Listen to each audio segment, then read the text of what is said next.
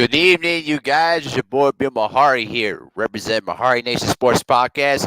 Welcome to another edition of Basketball Conversations. This is episode number 15. Alrighty, we're doing a lot of good stuff here on this channel here too, guys. Salute the entire LDBC. Salute to the greater basketball community. Man, we got a lot of stuff to talk about this week in basketball, though, man. We got a lot of stories to talk about. A lot of crazy things, a lot of incredible stats going around here. And for all the new people in here, make sure to hit the subscribe button, hit the bell icon to get all the latest notifications when I drop some videos, some live streams, you name it. And for anyone that wants to donate to the channel, though, too, I also put a link to my PayPal underneath the description box there, too. So if you want to donate any amount of money to equivalent to the production and to the growth of this channel, so it's risk-free. It's for your own satisfaction. Hey, Mr. Tiptoe, what's going on, brother? How you doing? Yes, sir. So, with no further ado, we got all the pleasantries out the way. Let's get down to it here. Let's get down to business here. And also, salute the 78 Sports TV. Hilarious live stream tonight, man. Man, he was going off tonight. Tell you the truth. Now, let's get down to business here. So, last couple of days ago, I think it was on Wednesday night. Yep, Wednesday night. I even checked out the highlight of that Kansas State versus Kansas game. There was a smoke in the city. There was a smoke in Lawrence, Kansas after the game was over. Because there was that block there towards the end, and then this kid by the name of Silvio de Sousa. I don't know. I probably butchered his name, but who cares? But he got suspended for 12 games for basically his role in the brawl. Now the other suspensions there too. Jayhawks David McCormack also got 2 games for Kansas State. James Love got 8 games, and Antonio Gordon will get 3 games. So, De La Sosa released a statement on Twitter acknowledging his role in the brawl and the fact that he threatened to throw a chair towards one of the Kansas State players. Even made it more crazy too. Boy, I haven't seen that kind of brawl in a long time. You know what I mean? Yeah, Mr. Tiptoe, appreciate the love though, man. Always holding it down, always showing me love. Appreciate it, man. So yeah, crazy brawl, man. I mean, there was some smoke in the city that night. But I'll tell you this though, there have been a lot of crazy brawls I've seen. The one brawl that always will stick out for me was back in 2011 between Xavier versus Cincinnati. I mean, there was already bad blood between those two teams because they're basically like rivals, but it got really physical. It was on December 10th of 2011, and I remember it was basically a shoving match at the end of the game, and then one of the Cincinnati players punched the Xavier player right in the face and got a bloody eye out of it. And it went crazy. It was so physically intense. I mean, there was a lot of bad blood between those two teams, and it wasn't that bad to a certain extent because, yes, there was punches. Yes, there was a threatened throwing chair, about to be sending down there. But thankfully, nobody else got hurt out of this, though. But it's kind of a bad look, to see, kids, fighting each other during the game or after the game, though, too. I mean, all that's unnecessary. If you wanted to shut your opponent up, just settle it on the basketball court. You don't need to do all the unnecessary stuff after that, though. But I will not lie to you. I wouldn't say it was very entertaining. I was very much entertained by that. But, it is what it is. So, the Big 12, handed out some suspensions, and now all those teams can move on from that afterwards. But it was crazy, though. I will admit. It was a very crazy ball. But now that we got that out the way, now I want to talk about a recent trade that happened earlier today. The Golden State Warriors have finalized the trade that essentially sent backup center Willie Cauley-Stein to the Dallas Mavericks for a 2020 second round pick. Okay, to the Dallas Mavericks, and also Dallas is also sending their 22nd second round pick that was from the Jazz to the Golden State Warriors. So, Cauley-Stein has been basically injured riddled throughout. Has been basically playing for the Warriors this year. He spent 4 seasons with the Kings, and then he signed in the offseason with the Warriors for a 2-year deal that's set to make him at least 2.17 million this year. You understand me? And basically in a separate deal too, the Mavericks also traded Isaiah Roby to the Oklahoma City Thunder for Justin Patton too as well. So what the Mavericks are planning on doing right now, since they're basically making the deal and putting themselves out of the sweepstakes for Andre Drummond. What they're trying to do is try to shore up that front line right now. And Willie Cauley-Stein can provide you defense, shot blocking, and rebounding too, something that the Mavericks will desperately need as they try to prepare themselves for a deep playoff run. But right now, I think this is going to be a good move for them. I think that really helps out their need on the front line too, especially when Kristaps Porzingis returns back from the All-Star break. I think that's really going to help them in terms of their ability to get tougher defensively though too. Because what I've seen from the Mavericks this year, yes, they score a lot of points, but they too give up a lot of points, particularly on the inside too. So Willie Cauley-Stein may not be the answer that they're looking for, but he could be part of the solution that could lead them somewhere.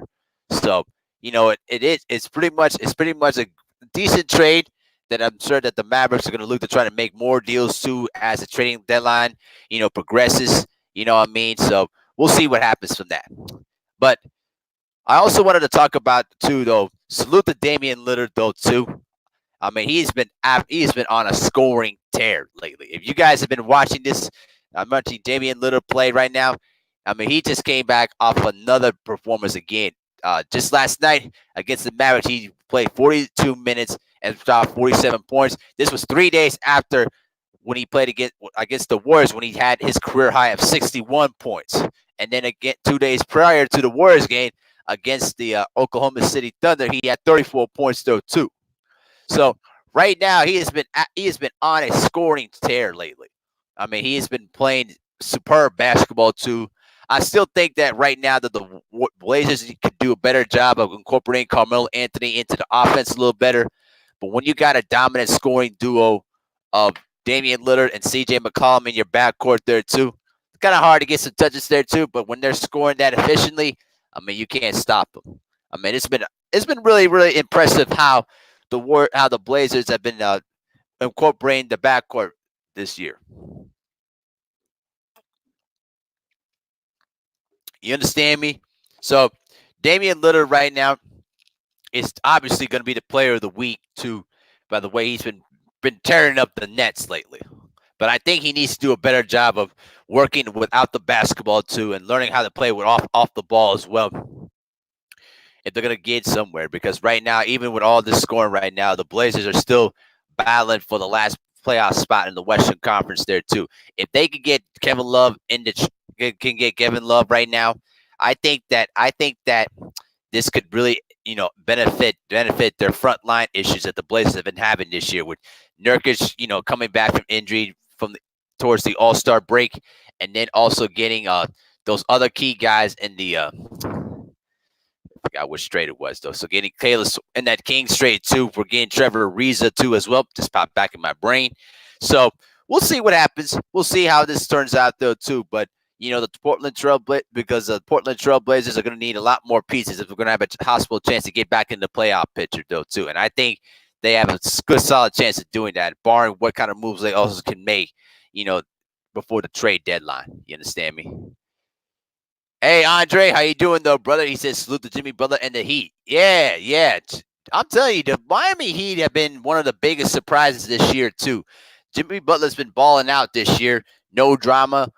Just him balling out. Yeah, I think right now he's probably one of the most significant storylines this year. I didn't expect anything from the Miami Heat coming out this year, but they've been playing excellent basketball, too, right now. And they're making a big statement in the Eastern Conference. They're now second place in the East right now, obviously behind the Milwaukee Bucks, of course. We're going to talk about it a little bit later. But right now, the way things are shaping up right now, it's going to be an interesting race, because right now, once you look at the Eastern Conference, you got the Bucks, who are in first. The Heat are in second. Raptors, the defending champions, at third. Salute to the Raptors. Celtics at fourth. Pacers at fifth. The Sixers, the sixth spot. The Magic, the seventh. And the Milwaukee Bucks at eighth. And look at this. My Chicago Bulls are in the ninth spot. Despite all the controversy with Jim Boylen this year, they're still in the playoff race. Isn't that amazing? But yeah, the Miami Heat, man, they get after it defensively though too, and they're really sound defensively. Even though will still have issues against teams that will run at them on the transition though too. They're excellent on half-court defense, particularly when you have probably one of the best two-way players in the NBA, Jimmy Butler, on your side. You're always going to have a good chance defensively too. So, credit to the Heat, what they've been able to do this year. But now I want to get into the more in-depth conversations that I actually really want to talk about on this live stream. For all the subscribers that have been on this channel too, I dropped a video on the Delonte West story that happened this week. It's tragically to say that Delonte West was assaulted by a random man in the street corner and basically was videotaped being assaulted, and nobody came in to save on him. Now, in the days after the video went viral, there was an article that came out by the Athletic by the name of Shams Charania, who's a senior writer for the Athletic, and it was really a good in-depth story, but it's very, very sad to see where Delonte West came from. And also in the article too, that the officer that basically the police department said it was conducting an internal investigation because the video of West in handcuff was recorded by one of the officers, and the officer who recorded the video got suspended indefinitely. So there could be more to this controversy than what's going on here. But obviously that Delonte West has been suffering from a lot of mental issues since, coming into the NBA, and, a lot of people in the league and in the league and also in St. Joseph's University where Delonte West went to college with, I've been very, very concerned about it. And also particularly from this part here, when former teammate Jameer Nelson, witnessed one of the witnesses West's post-career distress, the Players Association, maintained close contact with West and made himself available for a resource too. And now you got his college coach and his agent. Other people have been trying to reach out for him to help him out, but they still need to do some more. So unfortunately, Jameer Nelson, who was one of Delonte West's former teammates, released this statement on his social media Monday night. And this is what he said here, and quote, I am sick today. My stomach is right now. Okay, let me try this again. I am sick today. My stomach right now. Seeing the videos of Delonte. To answer everybody that's reaching out to me about his situation, all we can do is pray for him and his family and hope that he seeks the proper help. Mental illness is something that a lot of people deal with and don't even know it until sometimes it's too late. I'm not sure what exactly is going on with D West, but he knows I am in his corner and will help him get through this. Yes, I've spoken to him over the past several months, just trying to be there as a friend. One thing I do know is if you're having mental, emotional, or physical setbacks in life, you need to talk to somebody. And when I say talk to somebody, I mean like a doctor or doctors, not your parents, homeboys, wife, cousins, etc. Somebody that has the credentials in helping people for what you're going through. And please be mindful when you're posting videos or pictures of somebody, you may think you're helping, but you might be hurting them even more. People have kids, and their kids don't deserve to be embarrassed. Please pray, end quote. Yeah, man, it's really, really sad, though. Clearly, Delonte West has been going through a lot of mental health issues, going back. I mean, it has to be over a decade now. I mean, we've been hearing stories about, Delonte West's mental health issues going back to the early 2010s. I mean, it's one of the major reasons why he basically left the NBA after his stint in Dallas. Okay, now the LeBron James, mother issue is a totally separate thing in of itself there, and we're not even going to talk about that because it's a long story in of itself. But obviously, there's been a lot of people around Delonte West that are getting very, very worried about where this is heading. I mean, as Namir Nelson has kind of said that they've been trying to reach out to him to try to get him the help that he needs. But how many times have we said that over the years? So clearly, right now, Delonte West is going through a lot of stuff right now. That's very, very sad, and it's really, really disgusting how nobody came out to help Delonte West from the beating that he was getting from those probably undercover police officers. I just don't understand why nobody came out to help this man. It literally made no sense to me. I mean, you're clearly seeing this man getting stomped in the head, taking this beating, and nobody came in to help him out. It was very, very disgusting, though, man. WV King was good, man. Hey, how you doing? Welcome to the channel, though, too. Thank you for coming by. No problem whatsoever. Yeah, we're just talking about the Delonte West situation here, too, man. And, it's very, very sad, what he's going through right now. And, I could relate to this to a certain extent, though, too, because I've had some friends over the years that had struggled with mental issues, too. The one thing you try to do is you try to find a way to navigate them to the help that they need, because they're not going to come out front to you and say that they need help unless they hit rock bottom, of course. And clearly that right now, what's been read through the article from The Athletic is that the Players Association and all the players around the league have tried to reach out to Delonte West to get him the help that he needs.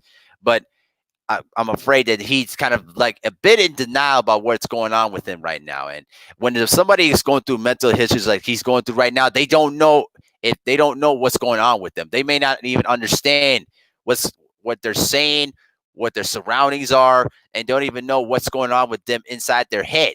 It's not like they're hurting themselves physically because they can't physically see that they're in pain. It's mostly in their head. And so I hope that the article, that the video that came out, and hopefully more people can reach out to him and literally get him the help that he needs, because he really needs it, especially what he's going through right now, because he's probably sitting on a street corner, trying to figure out what he wants to do, and it's a very sad fall from grace for him, for a guy that played 7 years in the league and basically been through a lot in his life. So all we can do is hope and pray, and hopefully that he can get the help that he needs. You understand me? So that's pretty much I wanted to say about that too. So I'm not going to talk about this any further until there's more news that's going to come out of this. Okay?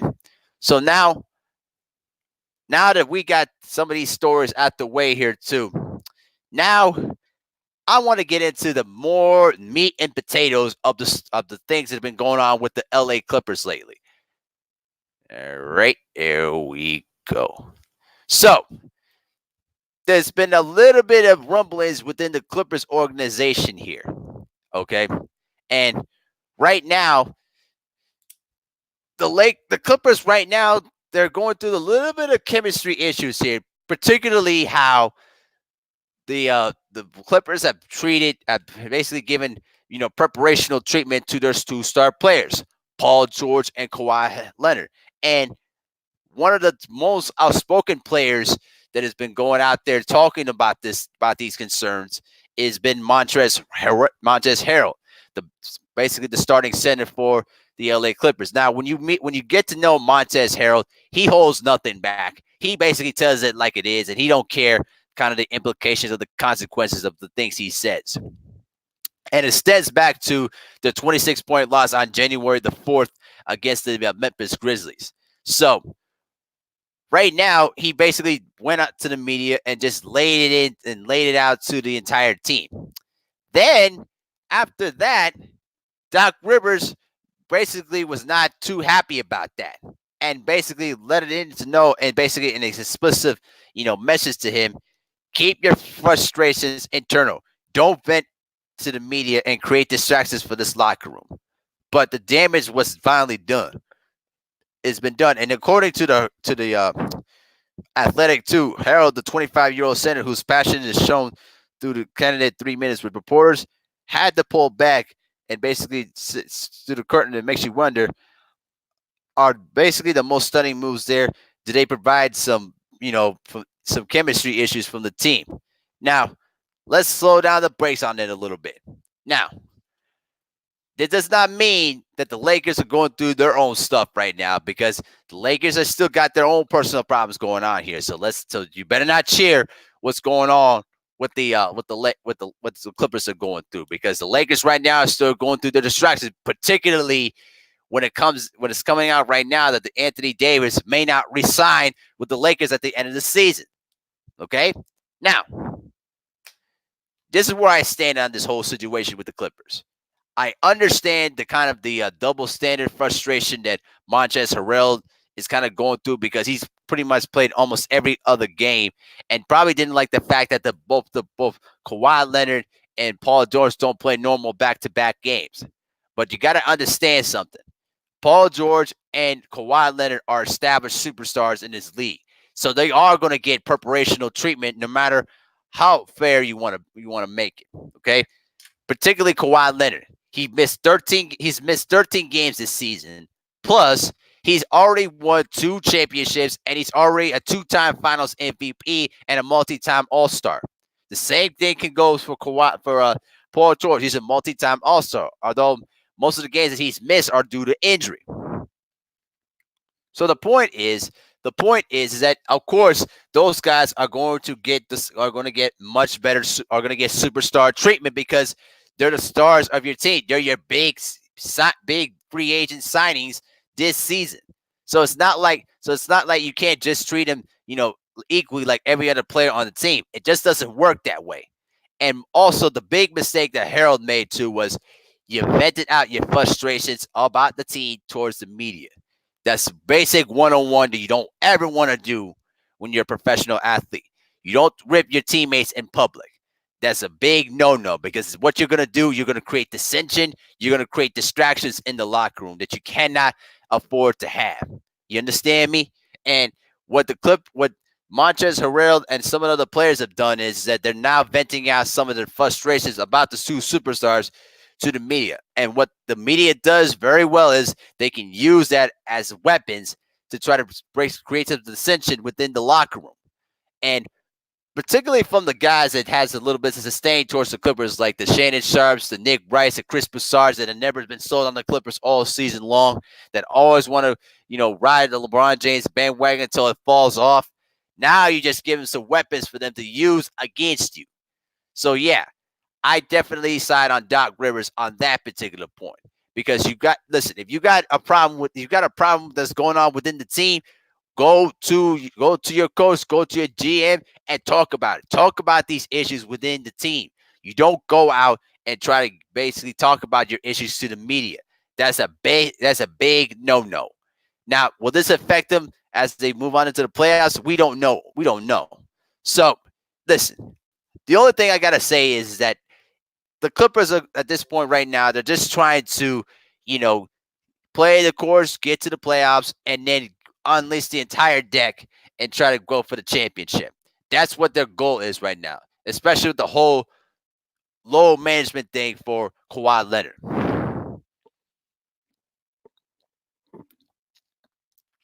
You understand? So I'm not worried. I'm not too worried about what's going on, what's going to happen with the Clippers on the court. Should I be worried about some of the things that have been going outside of the locker room? Maybe to a certain extent, but we'll see how they bounce back as they face against the Lakers again. And the Lakers and the Clippers should meet once again. I think got to check the schedule real quick. LA Clippers. There we go. So with the schedule going on right now, this coming Tuesday, they face against the Lakers again for the 4th time this season. And the Clippers have won all 3 games against the Lakers this year. Now, will Paul George be ready to go because he's dealing with injuries right now? We don't know yet. So, if it comes down to it, then that the Clippers right now are basically dealing with these kind of chemistry issues, it could be bad for the team. But But it doesn't mean that the Lakers should be celebrating about this because there's a lot of stuff going on there too. Okay. Now, I want to talk about the Lakers right now. Now, this morning, LeBron James came out and said, like, listen, we don't need to make any trades. We're basically fine. And I'm telling you, the all the all the analysts from Fox Sports and ESPN laid into LeBron James's feet. Basically, kind of trying to say is that, what do you mean? LeBron James is delusional. The street still needs to make trades. They need this and that. They need this and that. And I'm just literally laughing their my behind off. Like, bruh, stop. Okay. LeBron James kind of set the record straight, and now you're complaining about what LeBron said. See, this is why a lot of people do not like LeBron James. Now, I have no issue with LeBron James personally. It's just some of the things he does on the court and basically in the front office. And when I say front office, I meant literally. Basically, the stuff in the front office leaves me hold the desire about LeBron James. But can we please cut it out? And particularly because of the story that going around about, the Lakers wanted to trade for Derrick Rose, and then Derrick Rose came out and immediately shut that report down because he does not want to play with LeBron James. I mean, listen, the Lakers right now, they're first place in the Western Conference, but listen, they're like the Green Bay Packers this year. It's only a matter of time before the team gets into the playoffs and get exposed to what they are. Okay, and Andre Iguodala is not showing any interest of coming to the Lakers because he basically came out and also said too that Lou Williams is one of his best friends. He can say he's my boy. So it's an indication that when Andre Iguodala gets a buyout from his contract with the Memphis Grizzlies, he could possibly sign with the Clippers too. And can you imagine the kind of headaches that could provide to LeBron James and the Lakers too? Man, I'm telling you. And also, you got to also consider the fact though too that Anthony Davis did not resign with the Lakers just yet. He's going to hold that back because either he's going to want a 2-year with a 1-year option, player option deal that he can use to get out of that contract and check out the free agency market, or he don't resign. You don't resign with the Lakers, and he can leave Los Angeles as a free agent and go somewhere else. And the reason why he's thinking about this is because he understands that LeBron James is basically coming up in age. His production may slow down a little bit. We don't know what to expect from LeBron James. But the one thing that we need to realize is that even though the Lakers have a really good season right now, you just got to be careful, man. I'm telling you. What's good, 503? How you doing, my brother? Yeah, man. So we got to be careful. We got to be careful about what the Lakers could turn out to be. So keep an eye on that. Keep an eye on both the Lakers and Clippers this year as we head into the All-Star break. So now we got all these stories about the Clippers and the Lakers out the way here. Now I'm going to want to talk about another thing that's been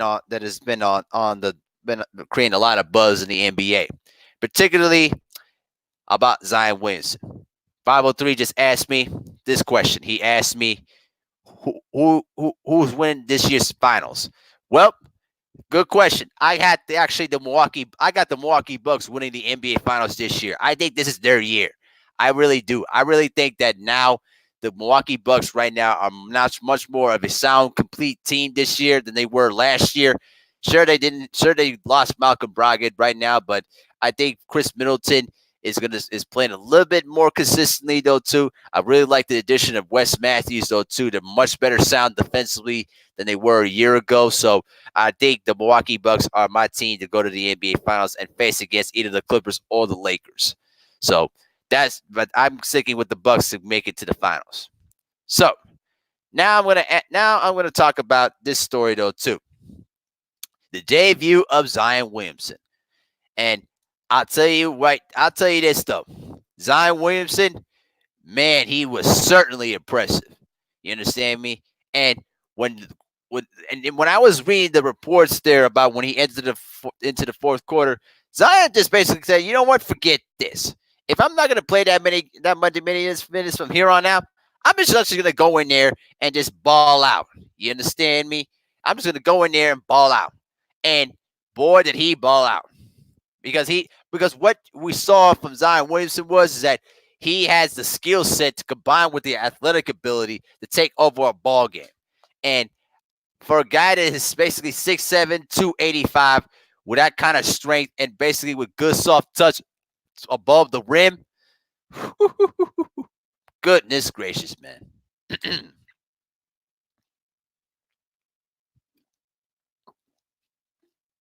You get what I'm saying? I mean, he was hitting every single shot out there. He was 8 of 11, scoring that 17 points in that fourth quarter of play, and literally was carrying the New Orleans Pelicans on his back as he was literally trying to get them back into the ball game. But I think right now what we're going to basically see from Zion Williamson is that he basically is the kind of guy that can also work with the ball, but he can play it with off the ball there too, because his athletic ability can allow him to get the offensive rebounds. He can basically play the passing lanes too, get steals, and he can block shots from anywhere. I mean, I have literally never seen that kind of player with that kind of athletic ability, basically from 6'7", and with that weight on him. There's actually muscle, not fat. Okay, I mean this is unbelievable what this kid can do. I was very impressed of how he played against the San Antonio Spurs. You understand me? And I tell you right now, if he can get his weight, if he can get his body tuned and basically fine tuned, the potential is unlimited for this kid. And if like I said on my post game comments, if Zion Williamson and Brandon Ingram can find a way to pair up together and make for a good 1-2 combination, I'm telling you, the Pelicans may have something that they can lean towards the future too. But also get rid of Lonzo Ball too, because Lonzo Ball's still a scrub. Yep, I said it. Lonzo Ball's a scrub. That's right. Listen, so what if Lonzo Ball can put several games together? The point is that the guy is still a scrub. As a number 2 overall pick, he hasn't done anything. You understand? And literally like this, though, too. This guy right now is putting up major numbers, though, man. Yeah, he had 15 points and 5 rebounds against the Nuggets, but that's only his second game. We need to give him more time to really settle into the NBA and to really settle in of how defenses are going to align against him. Because even if you play against zone, Zion is so athletic that basically he could basically power right through your zone because nobody wants to stand in there to take a charge. I've only seen like one college player take a charge against Zion Williamson, and he was pretty much in pain when he was basically ran through basically like a bulldozer down the lane. But yeah, his shooting touch, I'm telling you, Zion's shooting touch will come, but for him to step in and have the confidence to take those 3-point shots really shows the kind of belief and the kind of ultimate confidence that Zion Williamson has. Something that big-time rookies who are basically top draft picks need to have when they enter the NBA. And he showed out in a way that similar to how LeBron James, performed in his debut game against the Sacramento Kings. You understand the shooting touch, his great sense of the game there, his athletic ability. I mean, everything that Zion Williamson did there, he did it and succeeded expectations and really lived up to the buzz when he got drafted as the number 1 overall pick. So we'll see how his career and we'll see how he progresses as he gets better. But the future for Zion Williamson is unlimited, and I think he's going to be one of those guys that's going to be a multi-time superstar and it's basically an MVP candidate for years to come if he stays healthy. So salute to Zion Williamson. Great performance on his first night, and we'll see what he can do from here on in. So we're almost towards the finish line here, guys, on this show tonight. But I also wanted to talk about several other key things here too. The disrespect by the Milwaukee Bucks. You notice how a lot of the major media outlets don't give the Milwaukee Bucks the respect that they deserve. You understand? It almost feels like that even if the Bucks went on to win the championship this year, they're still not going to get the sign of respect because Milwaukee is not a major city like New York, Chicago, Los Angeles, Miami, Orlando, those kind of cities. I mean, The only guy, the only thing they're being talking about is when Giannis is going to be a free agent and leads to the Golden State Warriors. And personally, I don't want to see that again. I don't want to see another super team on the horizon in the NBA because when Durant comes back to Brooklyn, I mean, they're gonna have another super team in Brooklyn, and they might overtake the Bucks in the Eastern Conference. But I'm gonna tell you this. Okay? Giannis Antetokounmpo has been playing another MVP caliber season too, and they're 40-6 right now. They're the top team in the Eastern Conference. I mean, what more can you ask for? Now, if they don't win the championship this year, then maybe it changes things a bit, and it will make Giannis think about maybe wanting to go play somewhere else. But I don't see him playing anywhere else. If the Bucks go on to win the championship this year, I don't see Giannis leaving Milwaukee to Golden State. I just don't see it. Okay, but it depends on how they finish. If the Bucks, get embarrassed in the playoffs, then yeah, this will obviously put in a monkey wrench to the Milwaukee Bucks' plans for their future. But if they, if they make a deep run to the finals and basically fell short in a tough 7-game series, then you know what? Then basically it would give them a good chance to probably stay. But the reason why I talk about why the Bucks don't get much respect is because, unfortunately, they're a small market team that doesn't get a lot of press, and it's very, very disrespectful. You understand me? Listen, I love watching the Bucks play. I watch it every night. And when I was in the Target Center last month of December, okay, I had bleacher seats to watch Giannis play, and the way that Giannis takes over the ball game with his freakish athletic ability and his length, I'm telling you, bro, it is scary to what Giannis Antetokounmpo can do. And if they, I think my prediction for this team is they'll probably finish with at least 63 to 65 wins this year. You understand? And I think that they're gonna breeze through the playoffs and probably get to the Eastern Conference Finals, and then we'll see what happens from there. Because if Giannis can prove that he can hit jump shots consistently, though, to break zone defenses, then it's a wrap. Then it's a major wrap because now you got to defend it from the 3-point line, and when he takes it to the basket, yeah, you're right at his mercy. So, and the fact is that the media wants Giannis to leave Milwaukee and go to Golden State, so that way they can basically create another loophole for all the other contending teams not to win other championships other than LeBron James.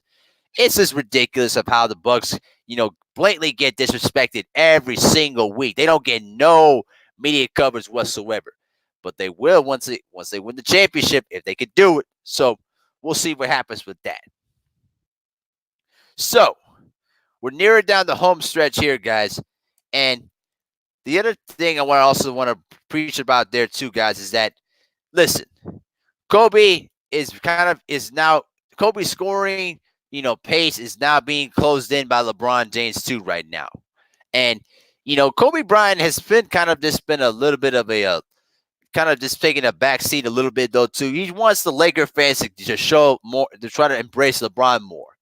But the problem with that is that LeBron sometimes doesn't always give enough effort in games. It's not like he doesn't compete because he always competes. But the problem is that LeBron sometimes doesn't want it in the clutch moments. And sometimes he makes mental mistakes in the clutch that leads you to decide about who's the greatest player in the game.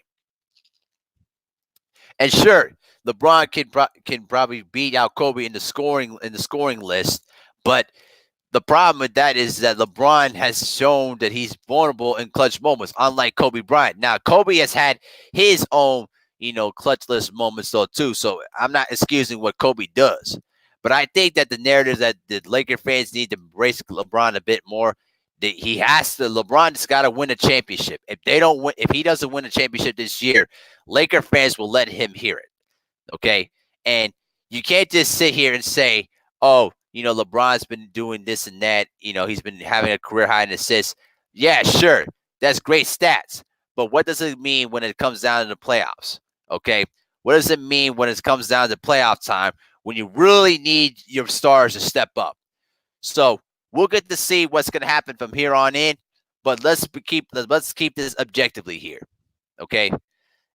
LeBron needs to show up in the postseason. He needs to understand that sometimes you got to take a little bit of a backseat there and let the other players carry you to the promised land.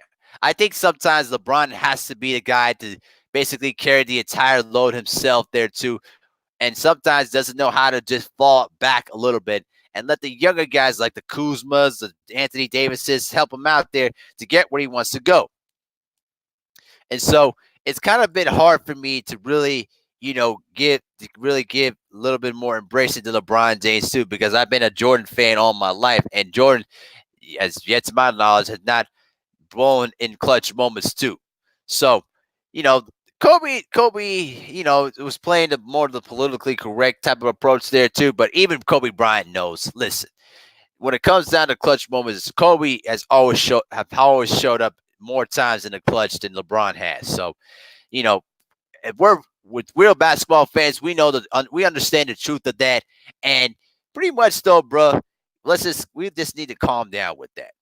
So, that just is what it is though too. But salute to Kobe for standing up for for LeBron James though too. But you know LeBron's got to win the championship. It's championship or bust for the Lakers. And if they don't win the championship this year, you best believe that the media darlings are going to protect LeBron everything the way they can, while the real fans and the LA fans are going to rip LeBron James to shreds. And if they leave as free agent, and if they both leave at the same time in the offseason, they're going to have to go back to square one once again. And I'm sure Laker fans don't want to deal with that again. So we'll see what happens with that. But yeah, though, too, guys, I'm going to go ahead and end it early there tonight, though, guys, because I got a lot of work that I got to take care of, though, too. So it's been a fun show here for you guys, talking about all the stuff that's going on in the NBA, though, too. We'll be back next week. Same time, same place, same channel, though, too, guys. And also, if you guys want to donate to the channel, like I said, I have a PayPal link underneath the description box here, too. If you want to donate any value to the equivalent to the production of this channel, though, too, guys. So much love for everybody that's came around here today. Make sure to smash the like button on the way out there, too. We're not going to be ready for episode 16 of Basketball Conversations next week, though, too, guys. And we're nearing towards the All-Star break, though, too. And also, we're almost a month away from the NCAA Tournament, too. So we're going to talk about, some of the teams to look forward to come March Madness and everything else in between, though, too. So, but also tomorrow we're going to have a Saturday afternoon version of the show. We're going to talk about the top 10 greatest wide receivers in NFL history, based off of the list that the NFL released last month about their greatest wide receivers, what they picked. And it's a lot of dispute on the list, though, too, guys. So I'll be here tomorrow at 3 p.m. Central Time there, too. Make sure to smash the like button on the way out, though, too, guys.